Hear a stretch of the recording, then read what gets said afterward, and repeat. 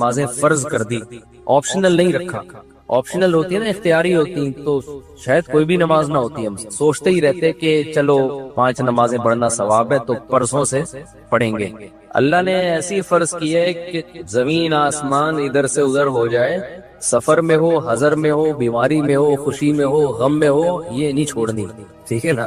تو مجبور ہیں بھائی. اللہ نے کہا کہ میں کوئی عذر مانوں گا ہی نہیں، سفر ہو کچھ بھی ہو پڑھنی ہے. ہم پہ ڈال دی جاتی کہ ٹینشن میں ہو تو چھوڑ دو، خوشی میں ہو تو پڑھ لو. تو ہم تو یہی سوچتے رہتے ہیں ابھی تھکاوٹ ہے، آج رات دیر سے سویا ہوں تو فجر میں اٹھ گئے تو نیند پوری نہیں ہوگی، تو ایسا کریں گے 11 بجے پڑھ لیں گے. یہی سوچتے رہتے ہیں. اللہ میاں نے کہا کہ رات دیر سے سو، جلدی سو، یہ تمہاری ٹینشن نہیں ہے، یہ تمہاری ٹینشن ہے، یہ میرا مسئلہ نہیں ہے. میں نے کہہ دیا ہے فجر کا مطلب فجر ہے، ظہر کا مطلب ظہر ہے، عصر کا مطلب عصر ہے. ابھی ہم امریکہ گئے نا تو جہاز جاتے ہوئے سورج کی سمت میں جا رہا ہوتا ہے، تو ایک نماز بھی نہیں آئی راستے میں. ہم نے ظہر پڑھ تو لی، لیکن نہیں بھی پڑھتے تو امریکہ پہنچ کے بھی مل جاتی، کیونکہ سورج کے ساتھ ساتھ چل رہے ہیں. واپسی پہ مخالف آ رہے ہیں تو ٹھکا ٹھک نمازیں آ رہی ہیں. اب جب ٹھکا ٹھک نماز آ رہی ہے، ایک نماز کا ٹائم، فوراً دوسری نماز، فوراً تیسری نماز، فوراً چوتھی نماز، فوراً 5ویں نماز. اور اللہ نے فرض نماز میں کہا ہے کہ کھڑے ہو کے پڑھو، قبلے کی طرف پڑھو. یہ ممکن نہیں ہے تو پھر مجبوراً بیٹھ کے پڑھو، لیکن فرض نماز پھر بعد میں لوٹانی چاہیے، کیونکہ فرض نماز اصل میں قیام بھی فرض ہے اور قبلہ رخ ہونا بھی فرض ہے. تو ہمارے ساتھ دوست تھے، انہوں نے کہا کیسے؟ میں نے کہا مجبوراً بھائی پڑھنی پڑے گی، اللہ کا حکم ہے، نماز آپ سفر میں نہیں چھوڑ سکتے. اللہ نے 4 کی 2 کی ہی اسی لیے کہ میں نے 4 کی 2 کر دی ہیں، چھوٹی کر دی ہے، اس لیے کہ چھوڑنا نہیں ہے، آدھی کر لو. چھوڑنے کا آپشن ہوتا تو اللہ پھر کہہ دیتا ٹینشن میں ہو تو چھوڑ دینا، نہیں تو پھر پوری پڑھ لینا، یہ کہتا نا اللہ تعالیٰ. اب جب نماز کا ٹائم آیا، ہم نے کہا بھائی نماز پڑھنی ہے، تو وہ نماز میں جہاز میں جگہ کہاں دیتے ہیں. خیر ہم نے ریکویسٹ کی تو جگہ آگے، انہوں نے کہا آگے جا کے پڑھ لو. تو ہم نے کیا کیا، ہم نے کہا بھائی آج کل ایک ایپ آ رہی ہے جو لوگ جہازوں میں سفر کرتے ہیں، اس کا نام ہے حلال فری کر کے کچھ ہے، نام بھول گیا میں، بڑا زبردست نام ہے، آپ لوگ نوٹ کر لیں. وہ کبھی جہاز میں سفر ہو نا، حلال ٹرپ، یہ ایپ ڈاؤن لوڈ کر لیں اپنے موبائل میں. اور اگر ڈاؤن لوڈ نہیں ہو رہی تو ڈائریکٹ گوگل پہ بھی سرچ کی جا سکتی ہے. حلال ٹرپ گوگل پہ لکھیں تو وہ ایک ویب سائٹ آ جائے گی، وہ کھولیں، وہ آپ سے مانگے گا جہاز کے ٹائمنگ کیا ہے، کدھر سے کدھر جا رہا ہے، کیا تاریخ ہے. آپ اس پر ڈالیں گے، ٹھک کر کے وہ بتا دے گا کہ آپ کی جو گھڑی میں اس وقت ٹائم ہو رہا ہے اس کے مطابق فجر کتنے بجے، ظہر کتنے بجے، عصر کتنے بجے، مغرب کتنے بجے، عشاء کتنے بجے، اور اتنے بجے قبلہ کہاں ہوگا، اتنے بجے قبلہ جہاز میں کس سمت میں ہوگا. تو بڑی خاندانی ایپلیکیشن ہے. تو وہ آپ جیسی ڈالیں گے ٹھک کر کے، تو ایک گھڑی آپ ایسی رکھیں جو چینج نہ ہو ٹائم اس کا. تو یہ خوب مسئلہ سمجھ لیں کہ جہاز میں آپ کو کھڑے ہو کر نماز پڑھنی ہے. اگر ممکن نہ ہو، اجازت نہ دیں، پھر مجبوراً بیٹھ کے پڑھیں، لیکن اس نماز کو لوٹا لیں. تو ہم نے تو کھڑے ہو کر اجازت مل گئی تھی، ہم نے کہا چلو پڑھتے ہیں. اس میں یہ آسانی ہے کہ ظہر اور عصر اکٹھی، لیکن کیسے اکٹھی؟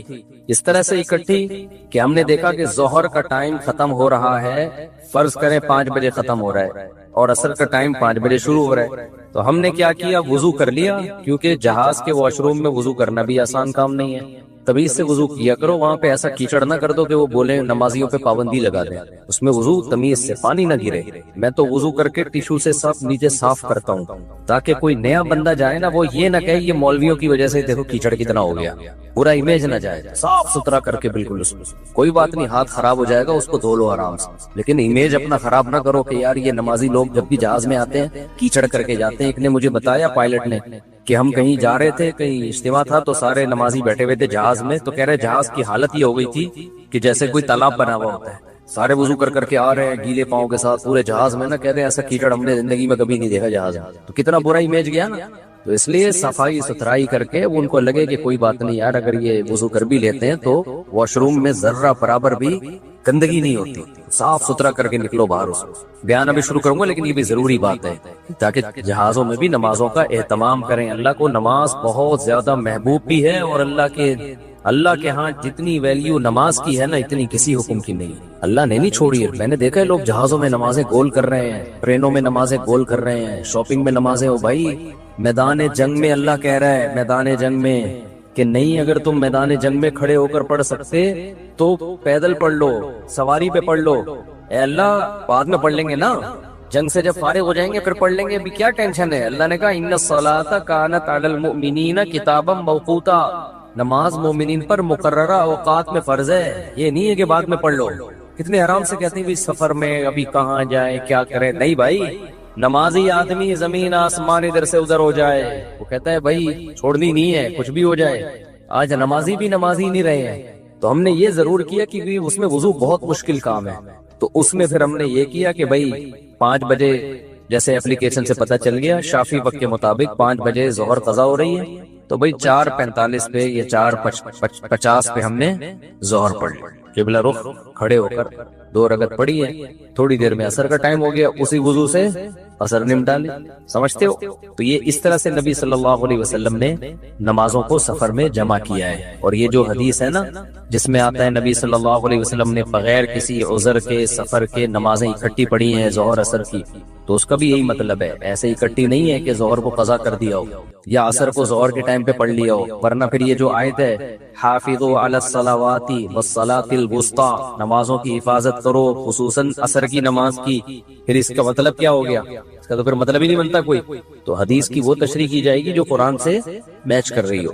تو اس طرح سے پھر مغرب عشاء بھی ایسے پڑھ سکتے ہیں آپ، مغرب کو ڈیلے کر دیا، عام حالات میں یہ مناسب نہیں ہے، نبی صلی اللہ علیہ وسلم کا معمول نہیں تھا، لیکن کبھی کبھار کوئی عذر ہو تو اس طرح سے ڈیلے کیا جا سکتا ہے۔ تو مغرب کو تھوڑا ڈیلے کیا عشاء کے قریب، صحیح بخاری کی حدیث ہے، اس میں حضرت عبداللہ بن عمر نے اسی طرح جمع کیا ہے کہ مغرب پڑھی تلبس یسیرن، تھوڑی دیر ٹھہرے پھر عشاء پڑھ لی۔ تو اس سے پتہ چلتا ہے کہ جن حدیثوں میں آتا ہے اکٹھی پڑھی ہیں تو ان کا یہ مطلب ہے جو بخاری میں بیان۔ خیر ابھی یہ ٹاپک نہیں ہے کیونکہ لوگ کہتے ہیں کہ یہ لوگ حدیثوں کو نہیں مانتے، حدیثوں میں تو 2 نمازیں اکٹھی پڑھنے کا ہے، ہم مانتے ہیں اکٹھی، لیکن اکٹھی کا مطلب کیا ہے؟ تو خلاصہ یہ کہ کسی قیمت پہ بھائی نماز قضا بولو مت کرو۔ دیکھو بار بار ایک بات بیان کرتا ہوں، اللہ کے حکم میں آسانی ہے، لچک نہیں ہے، کیونکہ دنیا میں کوئی بھی قانون ساز اپنے قانون کو ہلکا نہیں سمجھتا۔ دنیا میں جو بھی حکومت ہوتی ہے قانون بنائے اور یہ کہے کہ یہ لازم ہے، اس کے بعد پھر وہ لازم نہ کرے، اور تو اس کا مطلب خود اپنے قانون کی ویلیو کو وہ ڈی ویلیو کر رہی ہے، یہی مطلب ہو گیا نا۔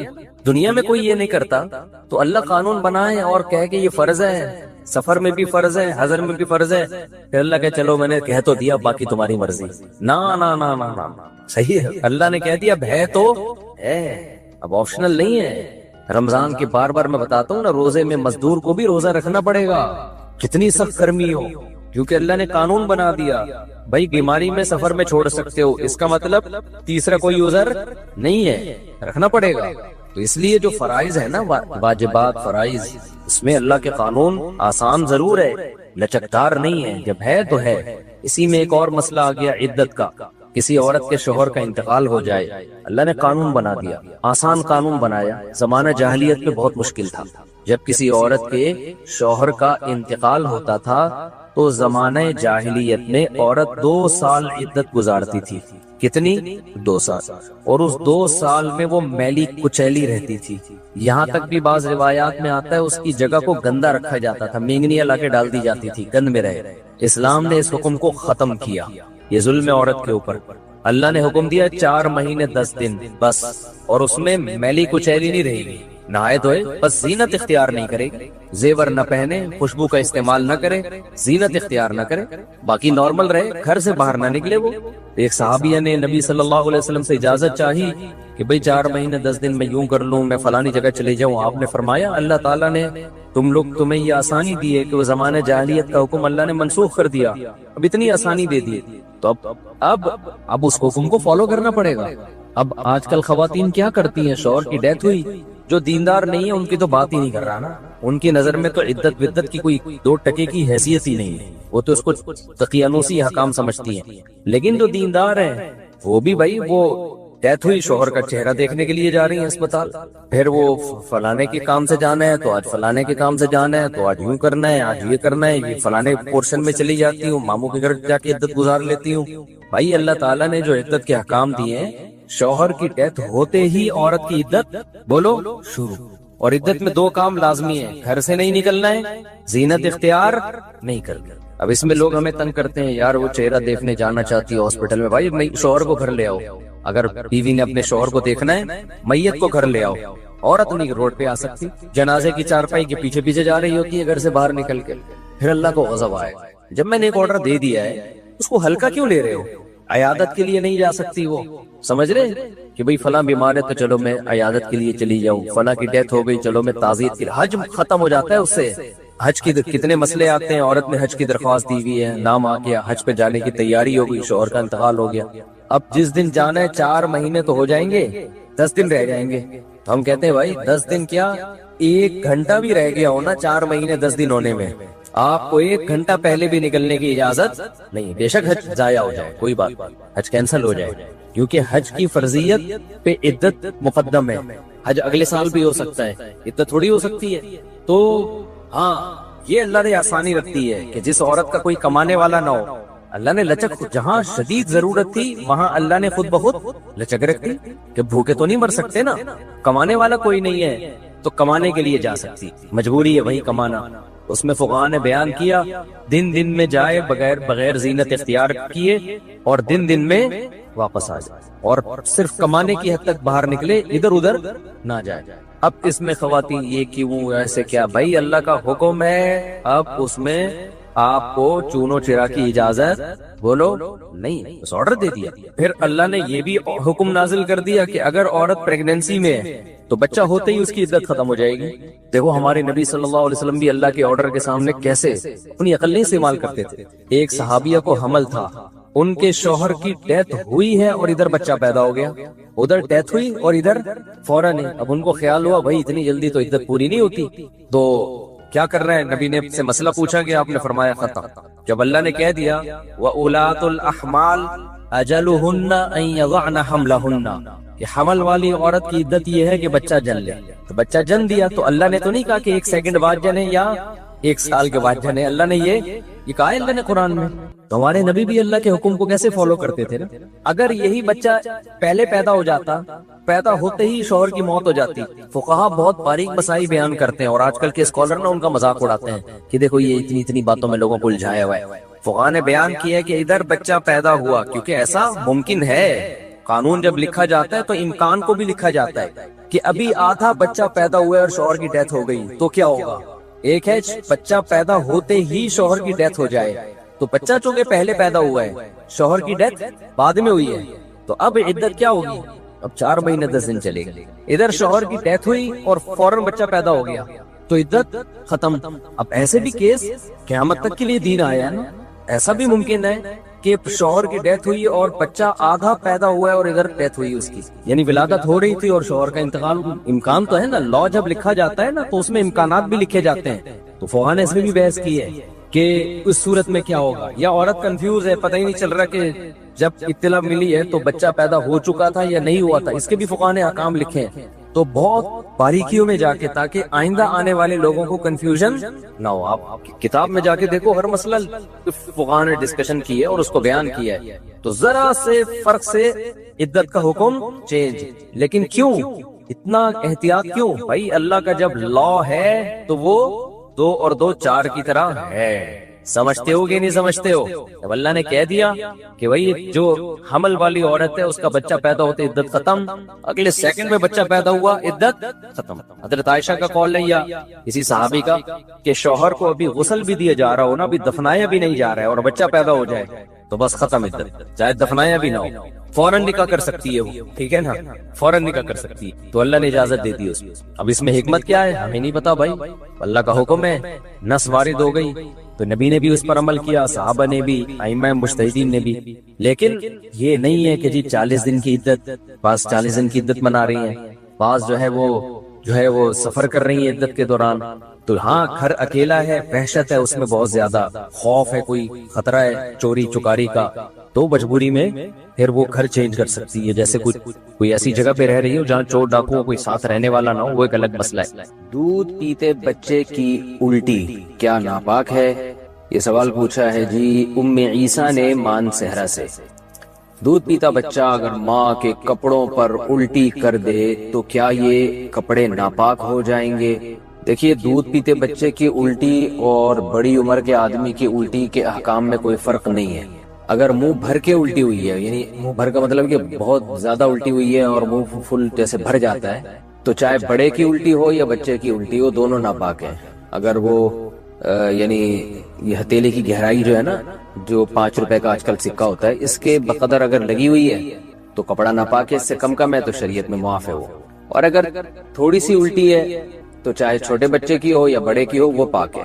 اور عام طور پہ بچوں کو الٹی نہیں ہوتی، ابکائی سی آتی ہے، اور جب دودھ پیتے ہیں تو تھوڑی سی وہ قے کرتے ہیں، وہ الٹی نہیں ہوتی، وہ تو وہی دودھ ہوتا ہے جو اوپر رکھا ہوا ہوتا ہے، وہی ریپیٹ ہو جاتا ہے تو وہی واپس آ جاتا ہے، تو وہ الٹی نہیں ہے، وہ بالکل پاک ہے، اس میں وہم نہیں کرنا چاہیے۔ فجر کے بعد سونا کیسا ہے؟ فجر کی نماز کے بعد کیا سونا جائز ہے؟ علی صاحب ملیشیا سے۔ اسلاف میں بہت سے حضرات ایسے گزرے ہیں جن سے فجر کے بعد سونے کی ممانعت منقول ہے، البتہ قرآن و حدیث میں ایسی کوئی ممانعت نہیں ہے، ایسی کوئی دلیل نہیں ہے جس سے پتہ چلتا ہو کہ فجر کے بعد سونا ناجائز ہے۔ اسلاف اس کو ناپسند کیا کرتے تھے، اس لیے کیوں ناپسند کرتے تھے؟ اس لیے کہ اسلام نے جو ہمیں احکام دیے اور فطرت نے جو احکام دیے ہیں اس سے یہ بہرحال پتہ چلتا ہے کہ یہ کوئی سونے کا ٹائم نہیں ہے۔ لیکن اگر فجر کے بعد اسلام نے ہمیں سلانا ہوتا تو فجر کی نماز میں اٹھاتا کیوں ہمیں اسلام؟ یعنی یہ تو عجیب سی بات ہوئی نا، کسی کو اٹھا کے دوبارہ سلایا جا رہا ہے۔ تو اسلام نے فجر کی نماز رکھی ہے یہ بتانے کے لیے کہ یہ اٹھنے کا ٹائم ہے، اور فطرت بھی یہی کہتی ہے کہ آپ فجر کے بعد نہ سوئیں۔ پرندوں کو دیکھ لیں، جانوروں کو دیکھ لیں آپ کہ پرندے صبح صبح کیسا چہچہانا شروع کر دیتے ہیں، بلکہ مرغا تو تہجد کے وقت سے ہی اذانیں دینا شروع کر دیتا ہے، اور آپ صلی اللہ علیہ وسلم نے فرمایا لا تسبوا الدیک فإنه یؤذن للصلاۃ، مرغے کو برا مت کہا کرو اس لیے کہ وہ اذان کے لیے، وہ نماز کے لیے جگاتا ہے۔ تو جو فطرت کہتی ہے اسلام وہی کہتا ہے، اور جو اسلام کہتا ہے فطرت وہی کہتی ہے، وہ یہ ہے کہ رات کو جلدی سوئیں اور صبح جلدی اٹھیں۔ اللہ تعالی نے ہمیں جو رات ہے نا، قرآن سے پتہ چلتا ہے جعل لکم اللیل لباسا والنوم سباتا، کہ اللہ نے رات کو ہمارے لیے لباس بنایا، نیند کو کاٹنے کا ذریعہ بنایا، اور رات ہمارے لیے سونے کے لیے بنائی ہے۔ دن وجعلنا النہار معاشا، دن میں ہمیں کام کاج کے لیے پیدا کیا اللہ تعالیٰ نے۔ تو یہ غیر فطری بہرحال ہے، اور رسول اللہ صلی اللہ علیہ وسلم نے ترغیب بھی دی ہے کہ صبح اپنے کاموں کا جلدی آغاز کیا جائے۔ حدیث میں آتا ہے آپ صلی اللہ علیہ وسلم نے فرمایا، صحیح حدیث ہے، بورک لامتی فی بکورہا، فرمایا میری امت کے لیے اللہ نے صبح کے وقتوں میں برکت رکھی ہے، صبح کوئی بھی کام شروع کیا جائے گا تو اس میں برکت ہوگی۔ افسوس کے ساتھ کہنا پڑتا ہے کہ بہت سے غیر مسلموں نے اس پر عمل شروع کر دیا۔ چائنا میں آپ دیکھیں لوگ صبح اٹھ جاتے ہیں، میں تھائی لینڈ میں تھا، فجر کی نماز کے بعد میں نکلا تو ساری مارکیٹیں کھلی ہوئی تھی، تو جو کام مسلمانوں کے کرنے کا تھا وہ غیر مسلم کر رہے ہیں۔ ہاں البتہ یہ ہے کہ جب آپ رات جلدی سوئیں اور صبح جلدی اٹھ جائیں تو پھر دوپہر کو قیلولہ کریں، سونے کا ٹائم دوپہر کو ہے، اس کی بہت تاکید ہے قرآن و سنت میں، قیلوا فإن الشیطان لا یقیل، آپ صلی اللہ علیہ وسلم نے فرمایا قیلولہ کیا کرو، شیطان قیلولہ نہیں کرتا۔ اور صحابہ، تابعین، اسلاف سب کی سنت ہے۔ گورے یہاں تک لکھتے ہیں کہ جب مسلمانوں کی خلافتیں تھیں تو پورا اہل اسلام دوپہر کو کھانے کے بعد سویا کرتا تھا، تھوڑی دیر آرام کرتے تھے، اور اس سے بہت زیادہ انسان کو طاقت ملتی ہے، دماغی بھی جسمانی بھی سکون بھی ملتا ہے، اور وہ بہت تیار ہو جاتا ہے بہت دیر تک کام کاج کرنے کے لیے۔ تو جو سونے کا جو نیچرل ٹائم ہے وہ ہے عشاء پڑھتے ہی آپ سو جائیں، اور رات کو بہت جلدی اٹھیں آپ، یعنی 5 6 7 گھنٹے، 5 گھنٹے 6 گھنٹے، کسی کو بہت زیادہ سو لیا تو 7 گھنٹے سو جائے گا، تو 5 6 گھنٹے کی نارملی نیند پوری کرنے کے بعد آپ اٹھ جائیں، اور پھر فجر کی نماز سے 10 15 منٹ پہلے آپ تھوڑی دیر کے لیے ایک شارٹ نیپ جسے کہہ سکتے ہیں، بہت تھوڑی سی دیر آرام وہ کر لیں، وہ بھی سنت ہے۔ یعنی آپ رات بہت جلدی سو گئے، عشاء پڑھتے ہی بہت جلدی رات کو اٹھ گئے آپ، کیونکہ کئی گھنٹوں کی آپ کی نیند پوری ہو جائے گی اگر آپ عشاء کے بعد سوتے ہیں، اور پھر فجر کی نماز سے پہلے آپ تھوڑی دیر، اذان کے بعد نماز سے پہلے 10 15 منٹ آپ تھوڑی دیر ہلکی سی نیند لے لیں، اس سے دوبارہ فریش ہو جائیں گے۔ اس کے بعد پھر آپ دوپہر کو کھانے کے بعد تھوڑی دیر آرام کریں، سوئیں۔ تو یہ جو نیچرل یعنی سونے کی یہ روٹین ہے، تو یہ بہت اس کی یعنی سنت سے بھی ثابت ہے، صحابہ سے بھی، اسلاف سے بھی۔ البتہ یہ کوئی فرض واجب نہیں ہے، کیونکہ بعض لوگوں کی روٹین ایسی ہوتی ہے کہ وہ بیچارے رات کو نہیں سو سکتے، ان کے کام نائٹ ڈیوٹی ہے کسی کی، یا کسی کو اسٹڈی کے لیے فرصت ہی اس ٹائم پہ مل رہی ہے، یا اور کوئی ایسا مسئلہ ہے کسی کے ساتھ، تو اس کا کوئی فرض واجب سے تعلق نہیں ہے۔ تو ایسی کنڈیشن میں اگر کسی کی رات کو نیند پوری نہیں ہو سکتی تو فجر کے بعد بھی وہ سو سکتا ہے، کیونکہ نیند پوری نہ کرنا یہ زیادہ نقصان دہ بنسبت اس کے کہ آپ غلط ٹائم پہ سو کے نیند پوری کر لیں، یہ پھر بھی نسبتاً بہتر ہے۔ نیند ہی نہیں ہو پھر تو بہت بڑے نقصانات ہو جائیں گے، تو نیند تو روٹی سے زیادہ ضروری چیز ہے، تو اس لیے نیند پوری کرنے کے لیے اگر کسی کو مجبوراً فجر کے بعد سونا پڑتا ہے تو کوئی حرج نہیں ہے اس میں، لیکن نارملی اسلام نے اس کو پسند نہیں کیا ہے کیونکہ اسلام دین فطرت ہے، تو حلال و حرام سے اس کا تعلق نہیں ہے، بہتر اور مستحب بہرحال یہ نہیں ہے۔ اور آپ صلی اللہ علیہ وسلم کی ترغیب بھی ہے کہ صبح کے وقت میں اللہ تعالی نے میری امت کے لیے برکت رکھی ہے، تو اپنے کاموں کا فجر کے فوراً بعد سے آغاز کر دینا چاہیے، اور وہ وقت ویسے بھی ذکر و تسبیحات کا وقت ہے، یہ ایکسرسائز کریں آپ اس میں۔ بڑی خاندانی بات کیا کرتے تھے، آج وہ باتیں ہمیں سمجھ میں آ رہی ہیں۔ اس وقت تو ہم مدرسے میں ہی رہتے تھے نا، باہر دنیا میں نکلے نہیں تھے، تو ہم کہتے ہیں پتہ نہیں کس قسم کی باتیں کر رہے ہوتے۔ آج جب دنیا میں نکلے ہیں تو پتہ چلا بھائی بڑی صحیح قسم کی باتیں کر رہے ہوتے۔ حضرت فرماتے تھے دنیا کی محبت کے 2 شعبے، اصل میں تو 3 شعبے ہیں۔ جب ہم کہتے ہیں نا دنیا سے محبت نہ کرو، تو اس کے بہت سارے شعبے، لیکن میجر شعبے اس کے 3 ہیں۔ یہ 3 چیزوں کو کہا جاتا ہے دنیا سے۔ نمبر 1 حب باہ، باہ کا مطلب شہوت پرستی، ٹھڑک، لڑکیوں کو دیکھنے کا ہر وقت، فحش فلمیں کا، اور ہر وقت جو ہے نا حلال پہ کم بخت کو قناعت ہی نہیں ہو رہی ہے۔ کچھ ایسے ٹھرکی سوسائٹی میں ہوتے ہیں کہ نہیں ہوتے، کہیں کوئی انٹی گزر رہی ہو تو گھر تک پہنچا کے آئیں گے اسے۔ اپنی بیوی سے بات کرنے کا ٹائم نہیں ہے، ہر ایک کی بیوی کو گھور گھور کے ان سے برداشت ہی نہیں ہوتا۔ اٹ از کالڈ ٹھڑک، یہ حب باہ کہلاتی ہے۔ کیا کہلاتی ہے؟ اس کوئی لفظ یاد رکھ لیں، حب باہ۔ باہ ہونی چاہیے، باہ کہتے ہیں مردانگی کو۔ یہ باہ تو ضروری چیز ہے صحت کے لیے، یہ نہ ہو تو آدمی شادی کیسے کرے گا، اولاد کیسے ہوگی، بیوی سے محبت کیسے کرے گا۔ لیکن باہ ایک حد سے آگے تجاوز کرتی ہے تو یہ ٹھڑک بن جاتی ہے۔ یعنی حب باہ کا اردو میں آسان نام لفظ کیا اس کے لیے؟ ٹھڑک۔ نہیں یہ بات سمجھ میں؟ تو باہ تو ہونا ضروری ہے، باہ ہی ختم ہو جائے گی تو پھر تو آدمی نہیں رہے گا نا، تو پجامہ ٹائپ کی چیز بن جائے گا بالکل۔ لیکن حب باہ کہتے ہیں ٹھڑک کو۔ ایک ہوتی ہے ٹھڑک حد سے بڑی بھی، کہیں بھی کوئی لڑکی نظر آئی تو ٹھڑک کے علاوہ کسی اور نیت سے دیکھتا ہی نہیں ہے اس کو۔ ہوتے ہیں ایسے سوسائٹی میں لوگ، ان کا علاج بھی کرنا پڑتا ہے، ان کو چھڑوانا پڑتا ہے، کچھ دن عورتوں سے دور رکھنا پڑتا ہے۔ کسی کو لڑکوں کی ٹھڑک بھی اللہ معاف فرمائے تو بہت ہی غلیظ ٹھڑک ہے، یہ بھی پڑ جاتی ہے کسی کو۔ تو اتنی ہو کنٹرول میں، شہوت کنٹرولڈ ہونی چاہیے، آپ کو حلال اور حرام کا فرق ہونا چاہیے۔ تو جس کے اندر یہ ٹھڑک ہے تو اس کو بھی تصوف کی اصطلاح میں کہا جاتا ہے یہ دنیا کی محبت کا مریض ہے۔ ہوتے ہیں کچھ لوگ ایسے، نماز بھی پڑھ رہے ہیں، روزے بھی رکھ رہے ہیں، زکاتیں بھی دے رہے ہیں، اللہ اللہ بھی کر رہے ہیں، مگر کہتے ہیں بھائی عورت ہماری مجبوری ہے بھائی۔ وہ کیا کہتے ہیں بھائی؟ تو بس وہ کہیں بھی ایسے، میں نے دیکھا کاؤنسلنگ کرنے والے نیک لوگ کسی خاتون کو سمجھا رہے ہیں کہ اپنے شوہر سے محبت کرو، اتنی محبت سے سمجھایا کہ عورت کو اس سے محبت ہو گئی، کیونکہ اس مرد کے اندر ٹھڑک تھی۔ یہ سمجھاتے ہوئے اس کی نیت کیا تھی؟ خراب۔ بعض لوگ ہوتے ہیں تمیز سے سمجھا رہے ہوتے ہیں، ایسے ایٹیٹیوڈ عورت کے سامنے پیش کر رہے ہوتے ہیں تو عورت اس سے متاثر ہو جائے، تو بتاتے نہیں ہیں کہ ہم برے ہیں، لیکن ایٹیٹیوڈ سے لگتا ہے کہ بھائی تم 2 نمبر آدمی ہو، تم کیا ہو۔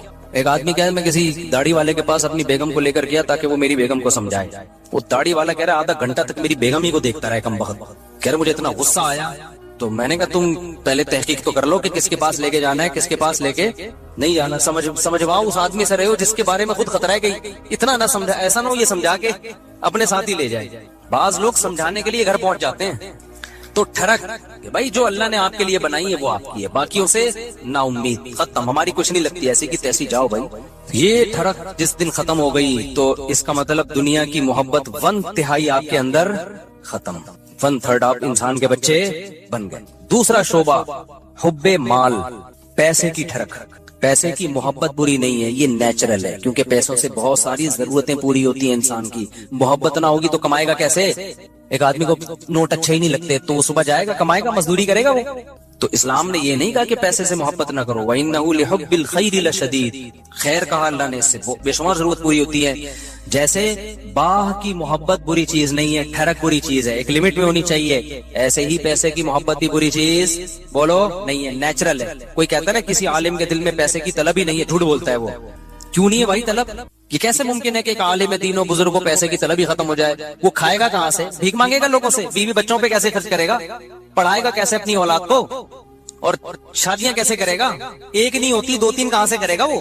تو یہ جو اس طرح کی باتیں کرتے ہیں نا، حضرت جی کے دل میں پیسہ ہونا نہ ہونا برابر ہے، حضرت کو کہیں سے 1 کروڑ روپے آ جائیں یا نہیں آئے کوئی صحت پیسہ نہیں پڑتا، اس کا مطلب یہ حضرت کے اندر کے سافٹ ویئر کیا ہیں، یہ اپڈیٹ ہی نہیں ہے۔ یہ ایسے ہی جیسے ہمارے حضرت اتنے نیک ہیں، کوئی عورت گزر جائے، حسینائیں آ جائیں، کوئی بھی کچھ ہوتا ہی نہیں ہے، بھائی حضرت نہیں ہے، یہ کچھ اور چیز فلم ہے، یہ کیس کچھ کیا ہے، یہ کچھ الگ کیس ہے، اس کو علاج کی ضرورت ہے۔ میں اکثر لطیفہ سناتا رہتا ہوں، وہ پرانا ہو گیا بہت، اب دوبارہ سنا دیتا ہوں۔ وہ ایک دیہاتی کسی مولوی صاحب کے پاس گیا کہ مولوی صاحب متقی، بار بار قرآن کہتے ہیں متقی جنت میں جائیں گے، متقی جنتی، متقی کسے کہتے ہیں؟ वो बेचारे देहाती मौलवी थे, उन्होंने कहा मुत्तकी उसे बोलते हैं जो हसीनाएं गुजर जाएं बाल हिलाती हुई लहलाती हुई, उसे कुछ भी इतना नेक है उसे कोई फीलिंग ही पैदा नहीं होती। तो वो बेचारा देहाती उसने बोला अच्छा इसको तो हमारी जबान में इसको तो हिजड़ा बोलते हैं, तो जन्नत सिर्फ हिजड़ों के लिए बनी है क्या? तो वो मौलवी साहब ने गलत एक्सप्लेन किया, भाई जब औरत का इस तरह होगा तो इंसान के जज्बात तो पैदा होते हैं। ठरक का मतलब ये होता है हद से बढ़ी हुई, हलाल और हराम में रगबत पैदा होना तो नेचुरल है, उस रगबत को पूरा मत करो, उसको कंट्रोल में रखो।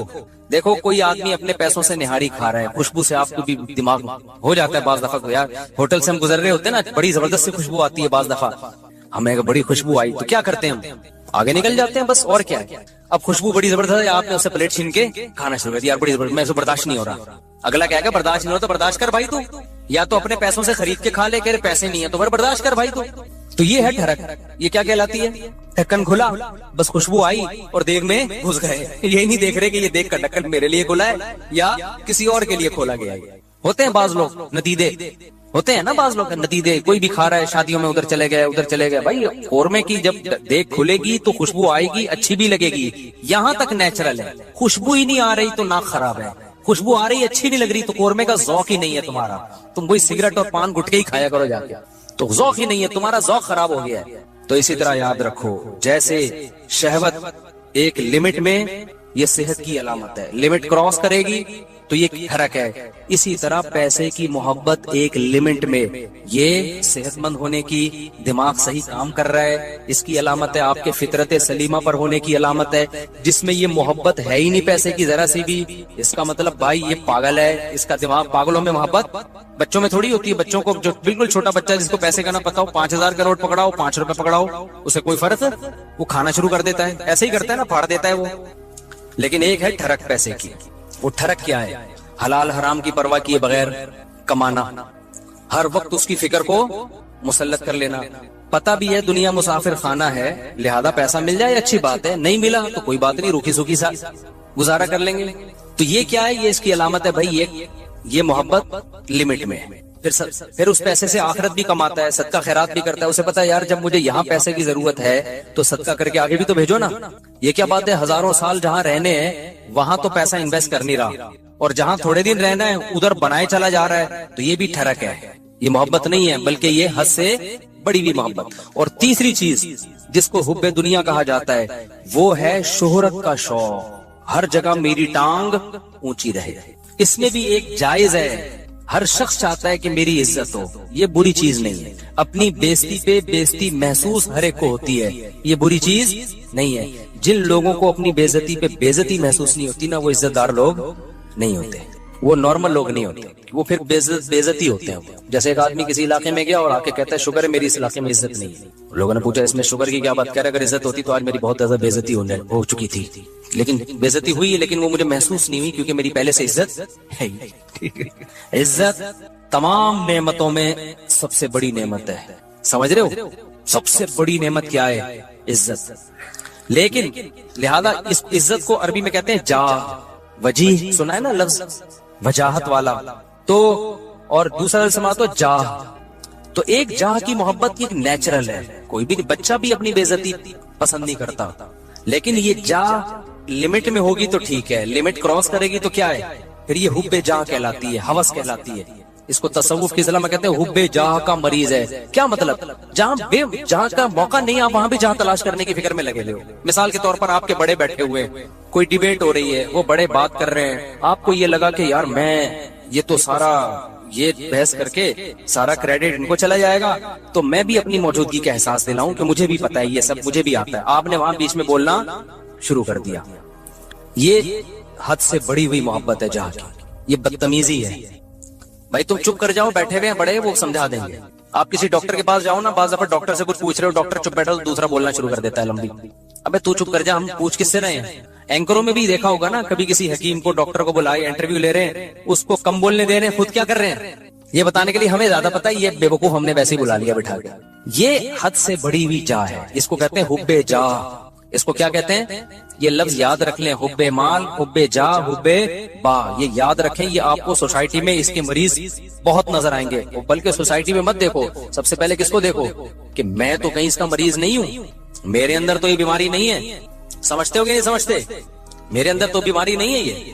تو اب اس میں کیا ہوتا ہے کہ یہ جو حب جاہ کا مسئلہ ہے نا یہ بہت کامن ہے. مذہبی اسکالرز میں تو بہت زیادہ ہوتا ہے. یہ جو کہتے ہیں نا ابو حنیفہ کی تقلید نہیں کرو، مطلب کیا ہوتا ہے کہ یار لوگ مجتہدین کے پیچھے جائیں گے تو ہمارا منجن نہیں بگے گا، ہم سے کون فتویٰ لے گا. پھر مقلد کہہ دیتا ہے آرام سے بھائی میرے پاس علم کم ہے، میں ابو حنیفہ کو فالو کرتا ہوں، میں امام شافعی کو فالو کرتا ہوں، بھائی ہم کیا ہے، ہم ان کے مقابلے میں کیا ہیں، جاہل ہے. وہ مان لیتا ہے آرام سے.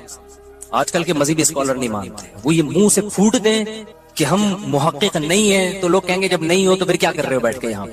لہذا وہ ہوتے نہیں ہیں لیکن ٹانگ اونچی رکھنے کے لیے بڑی بڑی پھینکتے ہیں کہ ہم ہیں ہم ہیں ہم ہیں ہم ہیں ہم ہیں. میں مانتا ہوں ان میں کچھ صحیح لوگ بھی ہوتے ہیں، سارے برے نہیں ہوتے. میجورٹی حب جاہ کی مریض ہوتی ہے.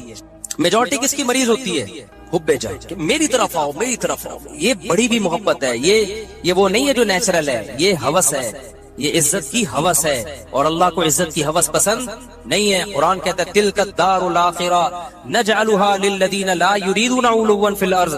ہم آخرت اسی کو دیں گے جو زمین میں اپنی برتری نہیں چاہتے. یہاں برتری سے ناجائز برتری مراد ہے. ہر جگہ اپنی ٹانگ اونچی رکھنا.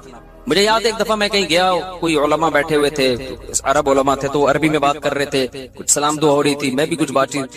تو ایک لڑکا گراؤں پر بیٹھا، وہ بیچ میں بولنا شروع، سوال مجھ سے پوچھ رہے ہیں، جواب کون دے رہا ہے وہ. تو میں نے بعد میں اس کو الگ سے سمجھا. میں نے کہا آپ میں حب جاہ کی بیماری ہے. کیا ہے؟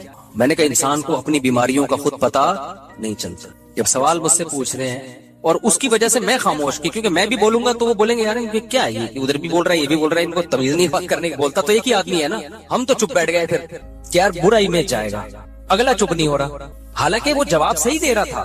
بھائی آپ سے جب پوچھا نہیں ہے تو صحیح اور غلط کی بات ہی نہیں ہے نا. آپ اپنی موجودگی کا کیوں احساس دلا رہے ہو کہ میں بھی ہوں، مجھے بھی آتا ہے. چھوڑ دو، آپ کو پاتا ہوگا بتا، جب پوچھیں گے بتا دیں. ہمارے فرمایا کرتے تھے قاری لوگ نا مغرب کی نماز میں قل اللہ احد نہیں پڑھتے. بہت سے قاری کیا کرتے ہیں مغرب کی نماز میں آپ جو ہے نا سنت قرات کیا ہے، قصار مفصل میں سے پڑھا جائے، اذا زلزلت الارض زلزالہا، یہ جو آخری چھوٹی صورتیں افضل یہ ہے. کبھی کبھار اس کے خلاف بھی ہو. فرماتے تھے قاری لوگ کیا کرتے ہیں مغرب میں سورہ بقرہ سے سورہ آل عمران سے بتانے کے لیے کہ ہمیں یہاں سے بھی آتا ہے. قاریوں سے بدگمان نہ ہو، ضروری نہیں ان کی یہ نیت ہو. حضرت تو تربیت کا عنصر غالب تھا نا، اور قاری لوگ بیٹھتے پیتے تربیت کے لیے حضرت کو بتا رہے تھے کہ لیکن یہ بعض دفعہ یہ نیت واقعی ہوتی ہے کہ قل اللہ پڑھ لیں گے تو لوگ بولیں گے قل اللہ تو ہمیں بھی آتی ہے یار، وہ پڑھو. لوگ کہیں باقی بھائی اس کو وہ آتا ہے جو ہمیں نہیں آتا، تو سنت کی راہ چھوڑ دیتے ہیں اس چکر میں. تو اور جو ہے وہ یاد ہے ایک دفعہ میرا بیان تھا کہیں نا، ابھی تو میں بہت مشہور ہو گیا، پہلے اتنا مشہور نہیں تھا. میرا بیان تھا، بڑا استقبال ہوا وہیں، تو مجھ سے پہلے ایک اور خطیب صاحب پہنچ گئے. اچھا میں تو چاہ رہا تھا کہ میں ناغا کروں، جب یہ کر لیں بیان تو اچھا ہے، کیونکہ بیان کرنے میں گلا دکھتا ہے آدمی کا، بھائی 1 گھنٹہ بولنا پڑتا ہے. تو میں جب وہاں پہنچا تو وہ پہنچے ہوئے تھے پہلے. مجھے بڑی خوشی ہوئی کہ چلو بیان کس کا ہوگا، ان کا ہوگا. میں بیٹھ گیا آرام سے. لوگوں نے کہا نہیں جی ان کا ہوگا، مولوی صاحب مجھے لے رہے. اب مجھے لگا کہ وہ جو خطیب صاحب تھے، غیبت اس لیے نہیں ہے کسی کو نہیں پتا، میں بہت عرصے بعد ہی اس لیے بھی واقعہ سناتا ہوں کہ اب کوئی جس کا واقعہ اس کو بھی نہ پتا چلے، مقصد کسی کو رسوا کرنا نہیں. مجھے لگا کہ ان کے نا چہرے پہ ہوائیاں، ان کو بڑی سخت تکلیف ہوئی کہ یہ کیا ہو گیا، یہ ان کا کیوں ہو رہا ہے. تو مجھے لگا کہ یار آپ دین کی خدمت کے لیے اگر آئے ہو تو اس سے کیا ہوتا ہے کہ میں نے کر لیا یا اچھا. میں تو اس لیے خوش ہو رہا تھا کہ میں واقعی تھکا ہوا تھا، میں چاہ رہا تھا کہ انہی کا ہو، مجھے تو خوشی ہو رہی تھی. میں نے وہاں لوگوں سے کہا، میں نے کہا بھائی میں نہیں کروں گا بیان، یہ ان کا بیان میں بیٹھ کے سنوں گا. مجھے بہت بول کے اس زمانے میں بہت زیادہ بیانات ہوتے تھے اور یہ اسپیکر کے اتنے اچھے سسٹم بھی نہیں، طبیعت سے گلا پھاڑنا پڑتا تھا. لیکن مجھے پھر اپنے شیخ کی یہ بات یاد آئی کہ یہ کوشش کرنا کہ ہر جگہ میری بات چلے، ہر جگہ میرا بیان لوگ سنے، حالانکہ آپ کو پتا ہے کہ فلاں آپ سے اچھی بات کر سکتا ہے لیکن نہیں، اس کو گھٹا کے خود. یہ کیا ہے؟ اٹ از کالڈ حب جاہ. یہ عمل کیا کہلاتا ہے؟ حب جاہ.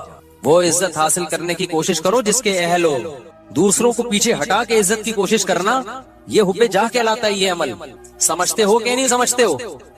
تو ہر جگہ ہے، یونیورسٹیوں میں بھی ہے، کالجز میں بھی ہے، سائنسدانوں میں بھی ہے. سائنسدانوں میں بہت ایجاد کوئی اور کرتا ہے، سارے سائنسدانوں میں نہیں ہوتا، لیکن یہ کامن بیماری ہے. یہ بڑے سے بڑے طبقے سے لے کے چھوٹے سے چھوٹے طبقے میں سب میں ہوتی ہے بیماری کہ جو ہے وہ لوگ چاہتے ہیں کہ بھئی وہ کیا ہو. اس کو قرآن نے کیا کہا؟ فرمایا کہ وَيُحِبُّونَ أَن يُحْمَدُوا بِمَا لَمْ يَفْعَلُوا. اہل کتاب کے جو علماء تھے نا، جو ایمان نہیں لاتے تھے اور حب جاہ کے مریض تھے، قرآن نے کہا ان کے اندر یہ مرض ہے کہ یہ چاہتے ہیں کہ جو کام انہوں نے نہیں کیا اس پہ بھی ان کی تعریف ہو. کام کوئی اور کر رہا ہے، تعریفیں کس کی ہوں؟ ان کی ہوں. یہ عمل کیا کہلاتا ہے؟ حب، یاد کر لو نا یار، کچھ تصوف کی اصطلاحات ہے. حب جاہ کہلاتا ہے. اصطلاحات یاد کرنے کا فائدہ ہوتا ہے جب چیز نظر آئے گی آپ بولیں گے یہ وہی ہے بھائی. یہ ٹھرک یہ ٹھرک ہے، یہ حب مال ہے، اور یہ حب جائے. تو ان تین چیزوں سے اپنے آپ کو بچا لینا، اس کو قرآن نے کہا ہے وَجَاءَ رَبَّهُ بِقَلْبٍ سَلِيمٍ. جو قیامت کے دن اللہ کے پاس آئے گا صاف دل کے ساتھ، اس کے لیے جنت ہے. صاف دل کا کیا مطلب؟ حب جاہ سے بھی پاک ہو، حب مال سے بھی پاک ہو، اور حب باہ سے بھی پاک ہو. اور بھی شعبے ہیں لیکن وہ اتنے امپورٹنٹ نہیں، جیسے کھانے کی ہوس، یہ بھی دنیا کی محبت ہے. ہر وقت دل کرتا ہے کچھ کھاتا رہوں گا بیٹھ بیٹھ، ہاتھ ہی نہیں رکتا کم وقت کا. یہ بھی دنیا کی محبت ہے، لیکن یہ بیماری بہت زیادہ نہیں ہے، اور جب مرنے لگتا ہے تو چھوڑ دیتا ہے. ڈاکٹر خود ہی چھڑوا دیتے ہیں، بس کر مر جائے گا دھماکے سے پھٹ پھٹا کے. روزہ ہی نہیں رکھا جاتا کبھی، بہت سے لوگ سے روزہ نہیں رکھا جاتا، کہہ رہے ہیں ہمیں تو بھائی ہر وقت کچھ نہ کچھ. یہ بھی حب، اس کو حب جاہ نہیں کہتے، یعنی خواہشات کا غلام ہے. تو خواہشات کے بہت سارے شعبے ہیں، ہر خواہش میں لمٹ، لیکن تین شعبے بہت بڑے ہیں. ان میں حب باہ ہے، حب مال ہے، اور حب جاہ ہے. تو یہ جو تین شعبے ہیں نا بڑے فرق. اور یہ اچھا، اب اس میں کیا ہے؟ سب سے گھٹیا کون سا سی محبت ہے؟ دیکھو کچھ بیماریاں، یہ تینوں بیماریاں تو سمجھ میں تھوڑی تھوڑی آگے، میں کبھی اور وقت میں انشاءاللہ، یہ بہت اہم ٹاپک ہے، اس کو کسی اور وقت میں بہت ڈیٹیل سے میں انشاءاللہ اس کو ایکسپلین کروں گا. ابھی اس کو سمجھو. یہ پہلی بات تو حساب یہ تینوں کیا ہیں؟ بیماریاں ہیں. یہ تینوں کیا ہیں؟ یہ نارمل ہونے کی علامت نہیں، یہ تینوں فرق ہے. اور یہ انسان کا سکون سب سے پہلے کیا کرتی ہیں؟ برباد. جن میں یہ تین بیماریاں آ گئی نا، اب حب جاہ آ گئی نا، وہ اسی میں لگا رہے گا میری ٹانگ سب سے اونچی. اور ظاہر ہے نہیں ایسا ہوتا بھائی، آپ کی ساری تمنائیں، پھر ذرا ذرا سی بات پہ غصہ کرتا ہے، تکبر میں جاتا ہے، اوٹ پٹانگ حرکتیں شروع کر دیتا ہے. اب جس میں تکبر ہے، ہر وقت اونچا بننے کا شوق ہے، بیگم نے کوئی بات اس کو کہہ دی کہ تمہارے اندر یہ عیب ہے. میں نے دیکھا ایسے لوگ، بیگم صحیح کہہ رہی ہوتی ہے، ان کو اس پہ کہ میری انسلٹ کیا ہو گئی، میری یہ کون ہوتی ہے، عورت کون ہوتی ہے مجھے بولنے والی. یار تیرے اندر اگر یہ عیب ہے، تیری بیوی نے بتا دیا تو تو بول، میں اس پہ کیا کروں گا؟ غور کروں گا. اچھی بات ہے یار، نہیں بیگم نے کیوں بول دیا؟ اور عورتوں میں بھی ہوتا ہے صحیح، واقعی اس میں خرابی ہے. میاں نے بول دیا کہ بھائی یہ آپ کے اندر خرابی ہے، تھوڑا سا غور کر لو، ہو سکتا ہے صحیح کہہ رہا ہوں. نہیں جی، میرے اندر تو کوئی خرابی ہو ہی نہیں سکتی. ہمارے گارڈ نے مجھے بتایا کہ آپ کی قرات میں غلطی ہے. میں نے کہا بھائی کیا غلطی ہے؟ انہوں نے کہا بھئی آپ جو پڑھتے ہیں نا فجعلهم كعصف مأکول، ماء پہ قلقلہ کر رہے ہیں، ماء پہ جھٹکا نہیں ہے. تو میں نے کہا یار بڑی نوازش، اللہ جزائے خیر دے. میں کتنے عرصے سے مجھے خیال نہیں تھا، مأکول نہیں پڑھا جاتا، یہ ماء جھٹکا نہیں آئے گا اس پہ. تو غلط پڑھ رہا تھا میں، اسے مجھے بتا دیا. میں نے کہا زندہ باد. اب جیسی اگر وہ مجھے کہتا استاد جی آپ کی قرات میں نے غلطی آ رہی، میں ایک دم مجھے ناک سے دھواں اور کان سے دھواں نکلنا شروع ہو جائے. میں بولوں میں نے 3 سال مفتی رشید احمد صاحب کے امامت کی. حضرت بہت سخت تجوید کے، وہ سخت تھے نا، ذرا سی دائیں بائیں غلطی نہیں کرنے دیتے. انہوں نے میری غلطی نہیں نکالی. میں نے فلاں سے پڑھا، فلاں سے پڑھا، اتنے عرصے سے کسی نے آج تک نہیں کہا ایک دم دھواں نکل لے لال شر. تو غلطی بھی غلطی رہے گی، اور صحت ڈپریشن میں کون جائے گا؟ وہ نہیں جائے گا. وہ کہے گا ٹھیک ہے بھائی آپ پڑھتے رہو. یہ کہے گا ڈپریشن میں کون جائے گا؟ میں جاؤں گا. تو میں نے بولا بھائی ہم نے یہ دعویٰ ہی نہیں کیا کہ ہم سے کوئی غلطی نہیں ہو سکتی. بھائی ہم نے غلطی ہو رہی ہے تو میں نے کہا بتاؤ یار. میں نے کہا فجعلهم كعصف مأکول جھٹکا لے کے پڑھ رہے ہیں. میں نے کہا چلو آئندہ دوبارہ پڑھوں تو بتانا. پھر ایک اور لفظ ہے علیہم نار مؤصدہ، یہاں بھی میں جھٹکا لے رہا تھا، مؤصدہ. اس نے کہا استاد جی آپ نے غلطی ٹھیک نہیں کی ہے. پھر وہی میں نے کہا مجھے زبان پہ وہ چڑھ گیا ہے وہی لفظ. آج علم تارا میں نے جان کر پڑھی، پھر میں نے مأکول پہ جھٹکا نہیں کیا. میں نے کہا یار تھوڑا پریکٹس کرتا ہوں اس. تو اگر میں یوں کرتا ہوں، میں کہتا ہوں ایسے میں نے دیکھا حب جاہ کے مریضوں کو نا ایک دم دھواں نکلنا شروع ہو جاتا ہے. جب آپ ان کو غلطی بتاؤ نا، ایک دم نیلے پیلے، ایک دم ناک ایسی پھول جاتی ہے ان کی. تو پھر وہ موٹیویشنل اسپیکر کو سنتے ہیں، ڈپریشن کیسے ختم کی جائے. وہ موٹیویشنل اسپیکر سن رہے ہوتے ہیں. ابے تو اپنا تکبر، فرعونیت ختم کر، فرعونیت ختم کر. تو کیوں اپنے آپ کو نیک سمجھ رہا ہے؟ بھائی ہم نیک نہیں ہے، سیدھی سی بات ہے، ہم آڑے ترچھے ٹیڑے میڑے ہیں. تو کوشش کر رہے ہیں. اب آپ کہیں نیک نہیں ہے تو پھر یہاں بیٹھے ہوئے کوشش کر رہے ہیں بھائی نیک بننے کی. یہ نہیں کہہ رہا کہ میں برے ہیں ہم، میں تو یہ کہہ رہا ہوں ہم یہ دعویٰ نہیں کر رہے کہ ہم کیا ہیں، نیک ہیں. ہم تو بھائی سیدھے سادے سے انسان ہیں، کوشش کرتے ہیں برائیوں سے بچنے کی. اور اگر اللہ نہ کرے کبھی برائی ہو جائے تو کوشش کرتے ہیں بھائی اس کو توبہ کریں. کوئی غلطی ہم سے ایسے معقول بھی تو غلطی ہو گئی نا، کوئی بتا دے گا تو کوشش کریں گے اس کو سیٹ کر لیں. تو بڑے بڑے دعوے ہی نہ کرو بھائی، نہ اپنے آپ کو بہت بڑا فنٹر سمجھو. نارمل سمجھو گے تو لائف کو کیا کرو گے؟ انجوائے. جہاں یہ سمجھ لیا کہ میں کوئی الگ ہی فلم ہوں، ڈپریشن، اسٹریس اور ٹینشنیں آپ کو آ کے گھیر لیں گی بھائی، عذاب میں پڑ جاؤ گے. मुसीबतों में फंस जाओगे आप। ना फूफा बनाओ अपनी।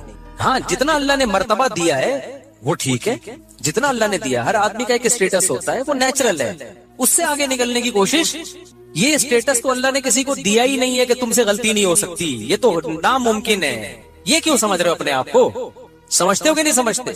तो अब इन तीनों बीमारियां, पहले तो ये अपना अकीदा बना लो कि ये तीन दिल की बीमारियां, हुब्बे जा, हुब्बे माल और हुब्बे बाह। इसमें उलमा का जो सूफिया कराम जो एक बात कहते हैं, क्योंकि तसव्वुफ के मौजूआत हैं ये, इसमें सूफिया कराम ने बड़ी खानदानी, हमारे हजरत भी फरमाया करते थे कि इनमें सबसे मुश्किल इलाज हुब्बे जाह का है।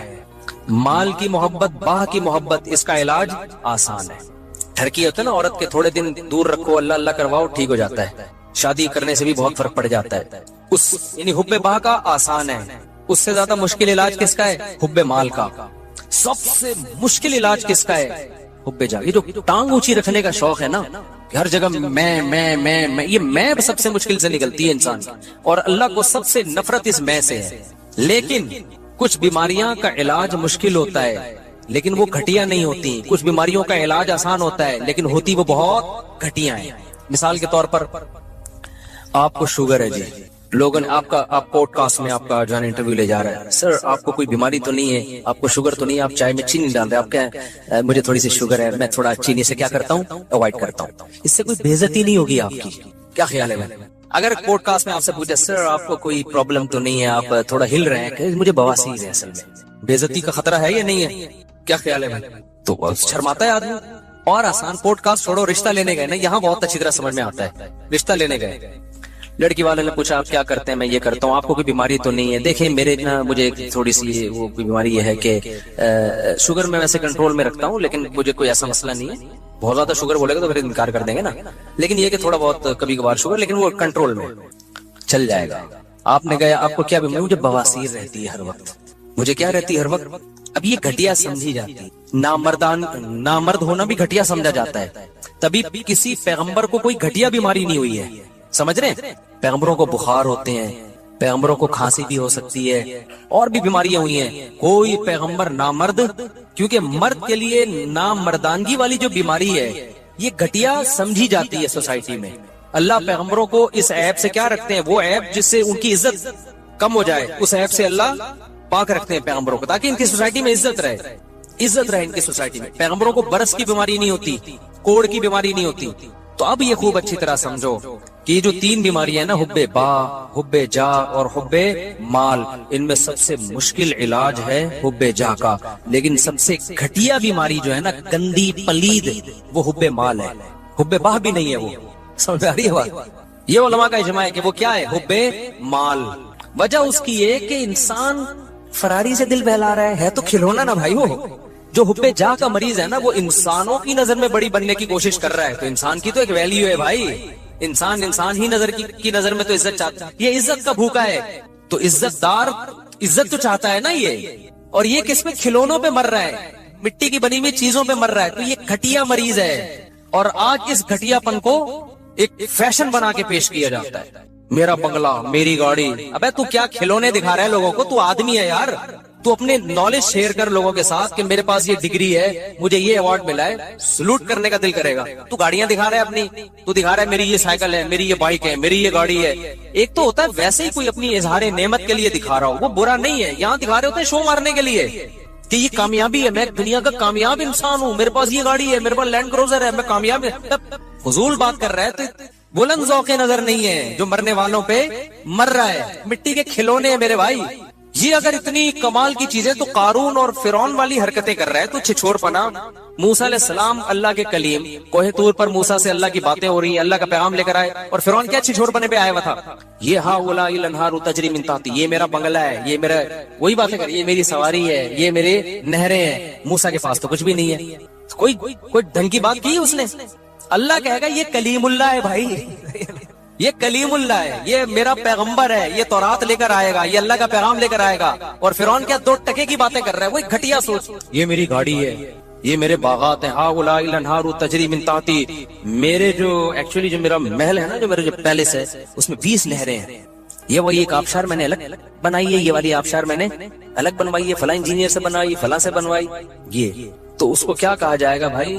بلند ذوق نظر نہیں. ٹھیک ہے یہ تیرے پاس یہ نعمتیں ہیں, ٹھیک ہے کبھی اس کو ولاگ میں لا بھی سکتا ہے, کوئی حرج نہیں ہے کہ جی مجھے اللہ نے یہ نعمت دی ہے. ویسے ہی لوگ کر رہے ہوتے ہیں, لیکن اس کو یہ بتا کے شو کرنا کہ میں کامیاب انسان ہوں, جن کے پاس یہ چیزیں نہیں ہیں وہ کامیاب لوگ نہیں ہے, یہ اس کی علامت ہے کہ یہ بندہ 2 ٹکے کا نہیں ہے. اس کی بہت گھٹیا سوچ ہے, بہت گھٹیا سوچ, بہت ہی گھٹیا سوچ ہے اس. تو اس لیے میری جب ریوو پہ لوگ کرتے ہیں سب شو مار رہے ہیں, تو میں کہتا ہوں یار اس چیز پہ مجھے الزام لگاؤ جس پہ مجھے فخر ہو, جس پہ کیا ہو فخر ہو. ہماری نظر میں میری جو اپنی دل کی کیفیت آپ کو بتا رہا ہوں, یہ شو نہیں مار رہا, میری کیفیت ہے بھائی 2 ٹکے کی اوقات نہیں ہے, کچھ بھی نہیں ہے یہ. لیکن جو غریبوں والی سوچ رکھنے والے لوگ ہیں نا, ان کی نظر میں یہ بہت عظیم نعمت ہے, تبھی وہ سمجھتے ہیں کہ اس پہ شو ماری جا رہی ہے. تو یہ کچھ بھی نہیں ہے, بنگلے گاڑیاں یہ شو مارنے والی چیزیں. میں شو جو مارتا ہوں نا بچوں پہ مارتا ہوں, بیگموں پہ مارتا ہوں. 4 ہیں, تو بتا کتنی ہیں. تو میرے سے کوئی بولتا ہے نا میرے پاس لینڈ کروزر ہے, میرے پاس جناب یہ میرا بنگلہ دیکھیں. مفتی صاحب یہ میرا ایک دن کیا ہوا, ہم گجرانوالہ میں, وہ بھی پرانا قصہ ہو گیا, وہ تاجر کو سمجھ میں نہیں آئے گا. میرے ساتھ جامعہ کے کچھ استاذ بھی تھے اور میرے دوست بھی تھے, وہ بھی ٹیچر تھے, عالم تھے. پرانی بات ہے, ہم لاہور میں گئے, وہ بہت بڑا کروڑ پتی تاجر, وہ اپنے ہوٹل کا مجھے وزٹ کرا رہا ہے. یہ میرا بزنس ہے نا مفتی صاحب, بیچارہ فخر یعنی اس میں نعمت کے طور پر, یہ میرا بزنس ہے, بڑا کروڑوں کا بزنس اس کا نا, ہمارا 2 ٹکے کا نہیں تھا.